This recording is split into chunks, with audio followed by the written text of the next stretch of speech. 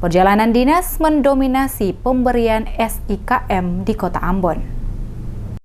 Perjalanan dinas mendominasi pemberian surat izin keluar masuk atau SIKM yang dikeluarkan oleh Tim Percepatan Penanggulangan dan Pencegahan COVID-19 Kota Ambon sejak diberlakukan mulai tanggal 6 Mei 2021 di Kota Ambon. Tercatat semenjak diberlakukannya surat izin keluar masuk dari tanggal 6 Mei terdapat sebanyak 67 surat masuk dan 108 surat izin keluar diterima dan diproses oleh Tim Gugus Tugas Percepatan Pengendalian COVID-19 Kota Ambon dan kebanyakan didominasi oleh surat perjalanan dinas. Demikian dikatakan Richard Luhukai selaku Koordinator Bidang Tempat dan Fasilitas Umum Satuan Tugas Penanganan COVID-19 Kota Ambon saat diwawancarai tim DMS Media Group di Balai Kota Ambon pada Jumat 7 Mei. Ia menjelaskan sejak diberlakukannya SIKM, terdapat sebanyak 175 SIKM diterima dan diproses tim gugus tugas COVID-19 Kota Ambon. Dikatakan Luhukai dari total keseluruhan jumlah yang diproses, untuk surat permohonan izin masuk Kota Ambon yang diterima sebanyak 67, akan tetapi hanya 49 permohonan disetujui dan untuk surat permohonan keluar yang diterima tim gugus tugas sebanyak 108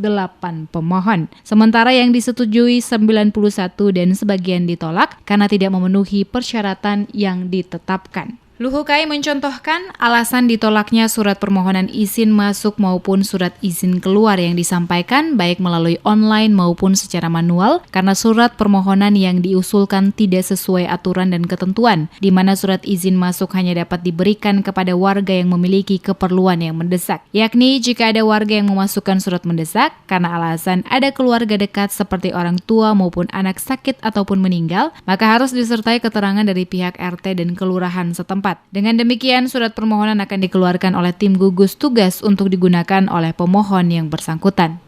Pelaksanaan SIKM di Kota Ambon ini kan sesuai dengan surat edaran Gubernur Maluku.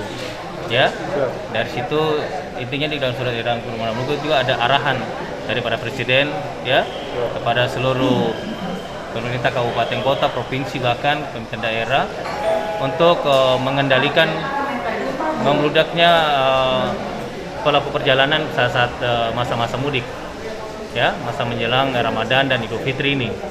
Nah, dari situ kami diberikan tugas untuk di wilayah Maluku, Kota Ambon mengeluarkan SIKM keluar dan masuk.